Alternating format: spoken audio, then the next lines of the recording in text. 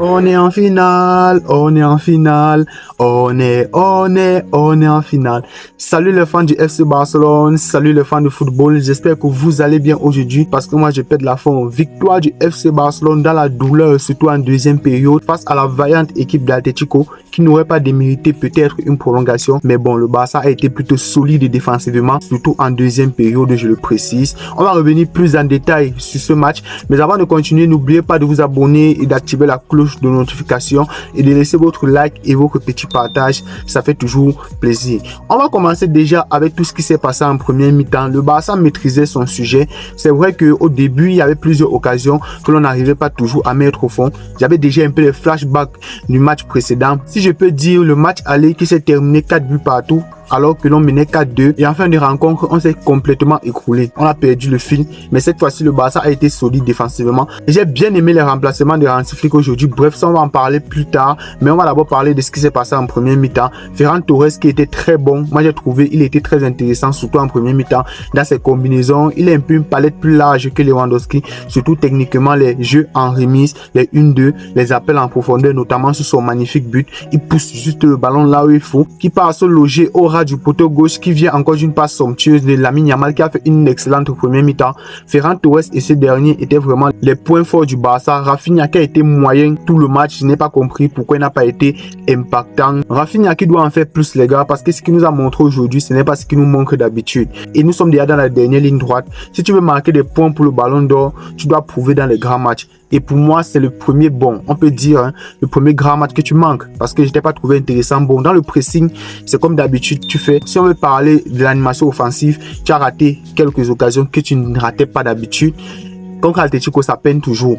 Voilà, mais je pense que tu vas te rattraper et tu reviens aussi de blessure. Bon, si on peut dire blessure, c'était une petite gêne. C'est pour ça qu'il n'a pas joué face à Girona. Je l'ai dit dans mon débrief d'avant-match. Mais bon, Rafinha, on attend encore beaucoup plus de toi. Mais aujourd'hui, tu as été très moyen. Et on va revenir sur Lamine Yamal qui a été charcuté, qui a été découpé en deuxième période et il n'y a pas eu de carton. On va même parler du carton, on va même parler de l'arbitre. J'allais même oublier. Le match passé face à Girona, je n'ai pas parlé de l'arbitrage parce qu'on a gagné.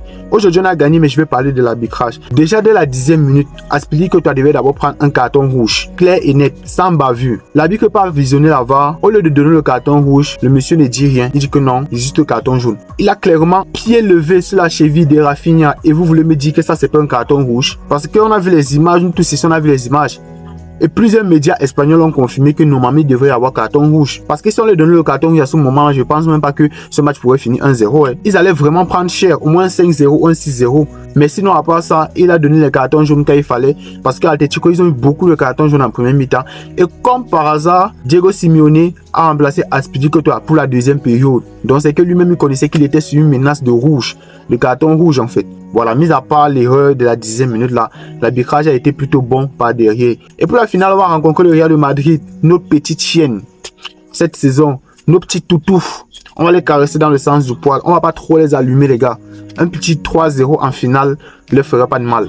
Voilà. Avec le piège du hors-jeu qui est impeccable encore aujourd'hui, je pense pas que le Real de Madrid va pouvoir nous tenir tête en finale.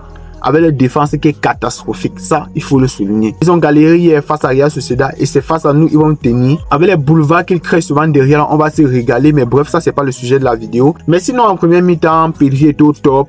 De Jong, il a été au top aussi. Moi, j'ai aimé le match de De Jong. Inigo Martinez, il a fait une très bonne première mi-temps. Koubarsi, je ne sais pas pourquoi on l'a remplacé. J'imagine que c'est pour le ménager pour les prochains matchs parce que le calendrier est assez chargé pour le FC Barcelone. Balde qui a fait un match sérieux, les replis défensifs, offensivement. C'est vrai qu'il a fait des mauvais choix, des mauvais centres, mais je pense que c'est aussi la fatigue. Les gars, on enchaîne. Hein. En 6 jours, on a joué 3 matchs, les gars, c'est énorme. 6 ou 7 jours. Mais c'est pour vous dire, les joueurs sont vraiment fatigués. Vous l'avez bien remarqué en deuxième mi-temps. Avec un Olmo qui n'était pas là. Gavi n'a même pas joué. Je pense que le coach a voulu terminer le match avec les joueurs qui étaient sur le terrain. Et ils ont vraiment montré du caractère. Ça, c'est une équipe du FC Barcelone que moi, je ne voyais plus depuis plusieurs années. Donc, j'ai aimé la force de caractère que l'équipe a démontré aujourd'hui. Et c'est de très bon augure pour la suite. Et notamment pour la finale qui se profile le 26 avril. On va parler un peu de Koundé, qui pour moi est l'homme du match aujourd'hui. Koundé m'a pondu une masterclass aujourd'hui. Aucun ballon ne passait sur son côté. Il était très fort défensivement, mais offensivement, il a apporté. Match très sérieux, match complet de Jules Koundé aujourd'hui. Je n'ai pas remarqué de la suffisance, je n'ai pas remarqué de la nonchalance, comme je le signale souvent dans mes débriefs. Aujourd'hui, il était sérieux du début jusqu'à la fin. Les centres, ça ne passait pas de son côté. C'était beaucoup plus du côté de Baldé que ça passait. Donc, c'est pour témoigner vraiment la top performance qu'il nous a sorti aujourd'hui. Non, vraiment, je suis heureux pour lui, les gars. Je suis heureux pour lui. Première comme deuxième mi-temps, il a assuré. Et c'est tout ce qu'on demande à Jules Koundé. On va revenir au milieu de terrain avec Pedri, qui a fait un très bon match aussi. Vraiment, dans la récupération, la projection, il a essayé de prendre le jeu en son compte. En deuxième mi-temps, c'était un peu compliqué parce qu'Atlético voulait à tout prix égaliser. Au Metropolitano, devant son public, c'est plus que normal, les gars. Mais bon, le Barça a tenu bon, le Barça a bien défendu et on s'en sort très bien. Frenkie de Jong à côté qui a aussi fait un très bon match du début jusqu'à la fin. L'impact défensif, les projections, son volume de jeu aussi, il s'est beaucoup projeté et c'est une facette aussi que je n'ai pas connue de Frenkie de Jong auparavant. Il s'est beaucoup projeté balle au pied et j'ai aussi aimé. C'est vrai que ça pêchait dans l'avant-dernière ou la dernière passe, mais j'ai aimé l'intention, j'ai aimé l'effort. Lamine Yamal en deuxième mi-temps qui a été plutôt transparent, il était beaucoup plus dans les replis défensifs, donc il n'a pas été impactant puisqu'on ne faisait que défendre. Et quelques petites sorties de balles et tout par-ci par-là. Mais sinon, en deuxième mi-temps, il n'y a peut-être pas trop de choses à raconter. Hein. Mais la première mi-temps, elle a fait une masterclass. Deuxième mi-temps, plutôt moyenne. Je pense aussi que le fait qu'il ait reçu un coup à la cheville, ça a aussi influencé négativement sa deuxième période. Voilà, moi je pense comme ça. Il n'a pas voulu être dans l'effort en deuxième mi-temps. Il a beaucoup plus voulu être dans la suffisance. Et il enchaîne beaucoup. Donc moi, je n'en veux pas pour ça. Ferran Torres qui nous a encore régalé aujourd'hui. Je ne vais que parler de Ferran Torres, les gars. Il a fait une masterclass aujourd'hui. En deuxième période, c'est vrai qu'il était un peu transparent parce que Atlético a commencé à mettre l'impact. Ils voulaient à tout prix égaliser et tout. Ils ont fait les remplacements. Ils avaient à cœur vraiment d'égaliser. Mais Ferran Torres en premier mi-temps, vraiment, c'était un récital. C'était du n'importe quoi. Une de par-ci, projection par-là, finition impeccable. Non, Ferran Torres cette année, les gars, c'est du très, mais très sérieux. Il a 16 buts et 7 passes décisives, si je ne me trompe pas. Vraiment, cette fin de saison, si Ferran Torres continue sur cette lancée, il va beaucoup nous aider, que ce soit en Ligue des Champions, en Copa del Rey ou en championnat. Donc, top performance de Ferran Torres aujourd'hui. En tout cas, le collectif aujourd'hui a été plutôt bon. Ils ont assuré l'essentiel en première mi-temps. Et en deuxième mi-temps, ils ont été solides défensivement avec l'entrée de Eric Garcia qui a plutôt un profil défensif. Avec l'entrée de Araujo qui a fait une très bonne entrée parce qu'il nous a sauvé sur un but là, un but de Sorloth. Je ne sais pas si c'est de Sorloth ou de Alvarez. Vraiment, Araujo aujourd'hui impeccable. Dans le piège du hors-jeu, tu t'es pas trompé. Vraiment, dans ce genre de match-là, Araujo va toujours être le meilleur. C'est le genre de défenseur qui est fort sur les duels, impact physique, tout ce qui est dur là. C'est là que Araujo excelle. Vraiment, on était dominé, mais Araujo était toujours là comme un roc. C'est lui qui a rendu Julián Alvarez invisible en deuxième période. Vraiment, il l'a dégoûté du football.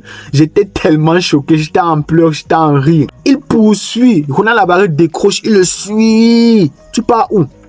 Il arrive devant, il fait foot, il rentre encore. Donc, Julián Alvarez n'a rien pu faire. Il n'a rien pu faire face à Araujo. Et c'est ce que je disais ici. Quand Atlético revient en deuxième période comme ça, là, il a vite réagi. Il enlève Koubassi, il met Araujo. Comme je l'avais dit dans mon début du 4-4, si vous voulez, vous partez voir. Il avait exactement dit la même chose. Quand l'impact physique est au rendez-vous, quand Atlético revient déjà et qu'ils sont menés au score en deuxième période pour pouvoir égaliser, Araujo est le profil parfait. Enlever Koubassi, qui va être beaucoup plus fébrile et mettre un rock à côté de Inigo Martinez. Et je pense qu'on ne va pas encaisser le but. Et c'est ce qui a été prouvé aujourd'hui, les gars. L'entrée de Araujo, c'était une masterclass. Une masterclass. Il nous a posé un récital aujourd'hui. J'ai vraiment aimé son match. Même Eric Garcia, son entrée a été intéressante. Les petites courses dans le vent et tout, les petits dédoublements, vraiment, j'ai aimé aussi son entrée. J'ai aimé son entrée. Gérard Martin aussi, il est entré, il n'a pas beaucoup fait. Voilà, il est entré juste pour assurer la rotation parce que les joueurs, il y a les joueurs qu'on doit reposer, Lamine Yamal et tout et tout. Non, on a assuré l'essentiel aujourd'hui en deuxième période. Chesney qui a été plutôt sûr sur sa ligne, c'est vrai qu'il s'est fait pulvériser par Sorloth. Vraiment, s'il n'y avait pas hors-jeu sur l'action, je crois que j'allais piquer la crise. J'allais piquer la crise parce que vraiment la frappe, elle était tellement tranchante. Il y a une frappe où il n'était pas hors-jeu Sorloth. C'est passé à côté, vraiment mon cœur faisait comme ça allait tomber dans le ventre. Mais finalement, j'ai vu qu'il n'était pas hors-jeu. Mais sur l'action où il était hors-jeu, il a marqué. Vraiment l'ironie du sort. Mais finalement, on s'en sort très bien. Le piège du hors-jeu est toujours au rendez-vous. Un collectif vraiment qui s'est bagarré sur le terrain en deuxième période pour pouvoir garder ses cases inviolées. Vraiment top performance dans la globalité de cette équipe du FC Barcelone. Je vous reviens encore pour la finale, l'avant-match face au Real de Madrid. Ça ne sera pas demain, ça sera peut-être dans les alentours du 20 avril, 21 avril, 22. Et on va se concentrer et se projeter sur le prochain match. Je ne sais pas contre qui on va jouer, mais il faut absolument aussi gagner. 3 matchs, 3 victoires en 7 jours, c'est que du bénéfice pour nous. Prenez le temps de vous abonner et d'activer la cloche de notification et on arrive en finale pour écraser, atomiser, charcuter, humilier le Real Madrid. J'en suis sûr. Je n'ai pas peur de cette équipe. Je suis tellement confiant pour cette finale. Visca Barça, Visca Catalunya. Ciao.